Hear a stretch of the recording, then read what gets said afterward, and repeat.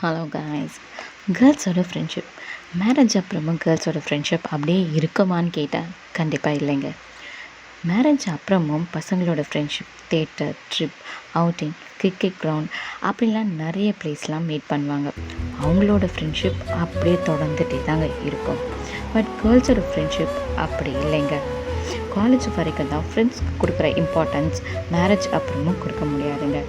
ஏன்னா மேரேஜ் அப்புறம் ஹஸ்பண்ட், பசங்க, ஃபேமிலி அதுக்கப்புறம் அவங்களுக்கு தான் கொடுக்கணும் இம்பார்ட்டண்ட் அப்படின்ற சுச்சுவேஷன் வந்துடுங்க. அதை தாண்டி ஃப்ரெண்ட்ஸை மீட் பண்ண நினச்சா டைமும் இருக்காது. ஏன்னா லாட் ஆஃப் கமிட்மெண்ட்ஸ் இருக்கும். நினச்ச டைம்லலாம் ஃப்ரெண்ட்ஸை போய் பார்க்கவே முடியாதுங்க. ஃப்ரெண்ட்ஸோட ஞாபகம் வரும்போது பழைய ஃபோட்டோஸ், வீடியோஸ், ஒரு ஃபோன் இல்லை ஒரு மெசேஜ், அதில் அவங்க கூட இருந்த அழகான நினைவுகளை பேசி சிரிக்க தாங்க முடியும்.